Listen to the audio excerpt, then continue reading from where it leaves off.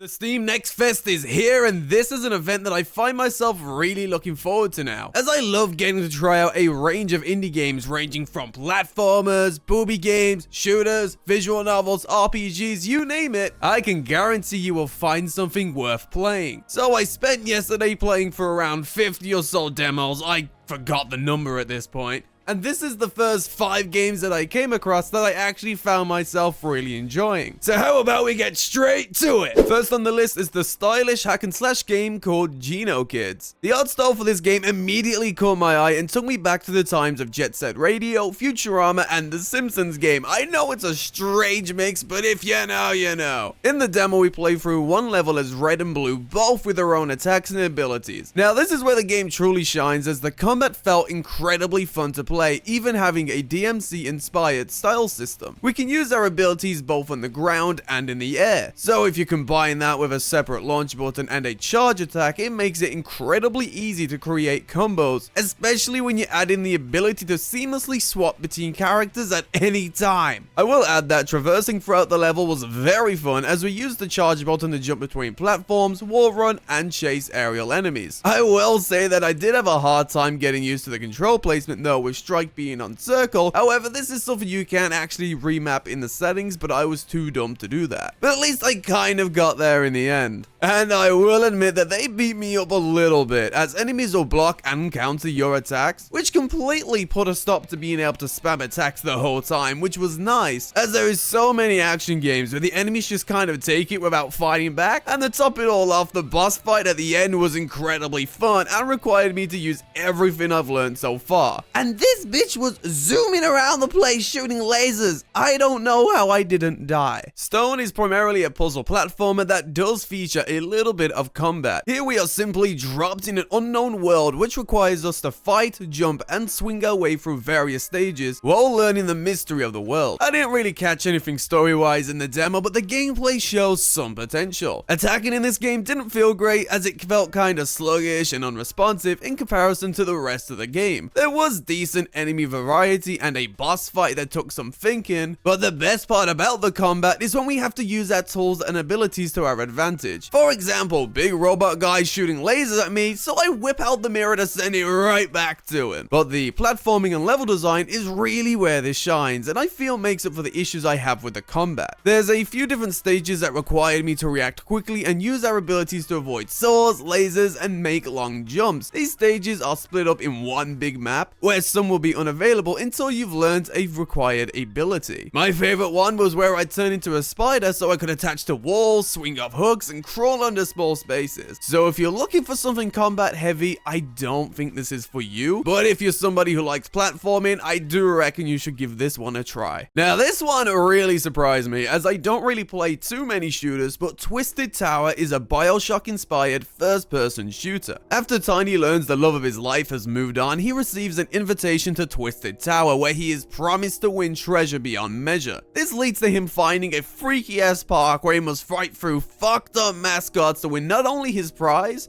but to save the love of his life. This game made me jump so many times, from the lighting, sound design, music, and environments. This game had no problem getting me immersed. I don't know how many times I said what the fuck to myself, but it was a lot. You can go around bursting all of the balloons. Trust me, I tried. Smashing them with a mallet felt great. This demo featured 3 different weapons to choose from, being a mallet, pistol, and a Tommy gun. And all of these was an absolute blast to use. These can be upgraded with tickets found around the park, where you can even learn a secondary attack for each weapon. We even find a harpoon, which allows us to grapple to certain areas in the game. And hey, grappling hooks is always a win. It's a shame I didn't get to use it too much in the demo though, but there is plenty of potential there. Enemies ranged from toy phones, big-headed animal things, clowns, and chickens with shotguns. And while I think that's already a great deal of variety, I'm sure the full game will have even more disturbing fox to scare the life out of me. Unfortunately, this demo doesn't allow you to change the field of view and has a few issues such as enemy spawns and finding them just standing in a corner instead of running towards us. This caused me to be confused at times of where the enemies were, but overall, Twisted Tower looks to be a really fun time, especially for those fans of BioShock and shooters in general. In fact, I think I've got to go add BioShock to my backlog now, because yes, I'm one of the few out there who haven't played it yet. Now this one I probably had the most fun with, as it took me back to the GameCube and the N64 era, especially with its Paper Mario 3D art style. This is Ruffy and the Riverside. This one is just full of charm, man. I was constantly happy or simply enjoying my time with this game. We travel through various levels to pick up stars, which are required to unlock further levels. Getting these stars will require us to make use of the main swap mechanic of this game. This is where we can copy a texture from one object and temporarily replace it with another. For example, if you've got solid blocks in your way, just turn them into wood and smash them down. Or how about swapping quicksand with ice so we can make our way to the next section. This is a really fun mechanic, and I can't wait to see how far they go with this. Other stars will require you to beat minigames such as skateboarding on a haystack and doing tricks, which I failed at. I could not get the second star on that one for the life of me. And these levels having the demo limit wall around them really hurt my soul. I just wanted them to let me in, man. Let me in. We also have open areas full of entertaining NPCs and funny dialogue where you can obtain stars from as well. This could be from catching butterflies, matching blocks to a diagram, and copying pictures from one canvas to another. Combine all this with a bop of a soundtrack, you have yourself a really fun platformer. I just wish the game came with some settings such as VSync to eliminate the screen tear, but other than that, I had no issues at all. It was an incredible time to play. I don't usually go for games like this, but here we have an extremely comfy yet difficult turn-based RPG being Maliki, Poison of the Past. No idea if I'm saying that Maliki name right. Now, you want to talk about cute and comfy games with farming elements? This is right up your alley. The game starts with our city being attacked, and just before San gets crushed by a car, she is saved by a portal out of nowhere and immediately meets Maliki, who seems to know who we are and sends us straight into battle. This begins a journey where we team up with a cast of wacky characters and use the ability of time to save the world from a big, scary plant. At home base, we're able to relax, talk to characters, farm ingredients, and cook food, which actually provides us with buffs for battle. This one uses a turn-based system, which for the most part is pretty traditional. You can attack, block, and have 4 slots which you can assign special moves to. But what makes this game unique is how we manage the timeline system. By using our powers, we can slide the timeline back and forth. Doing this allows us to get out of tough situations and even line up our characters' turns to use a combo attack. But if you line up with an enemy turn, you actually start a duel where both sides act at the same time. I sadly wasn't able to get another combo outside of the tutorial, but I feel like that was just me being bad, as the enemies in this actually taught me a new one. Because I didn't cook food before heading out to the battle stage, I was roaming around without any healing items, and they deal a lot of damage to us, so you can imagine a rough situation I got myself into. But hey, at least this game is cozy. It doesn't matter what you do in this game. It could be using character skills to get through puzzles, touching grass, fighting enemies, or staring at the main menu. Maliki has a really comfy soundtrack that went straight into my soul. I could honestly play this game for hours. So if you're a fan of turn-based games or looking to try something outside your comfort zone, this is one absolutely worth playing. So there it is. There's the first 5 games I found during my Next Fest adventure. I'm hoping I get to make at least one more video on this highlighting another 5 games. So if I've missed something that you feel is worth checking out, please put it in the comments down below, as I'm just looking to fill out my wish list and see what games are out there. But other than that, I wish you all a good rest of your day,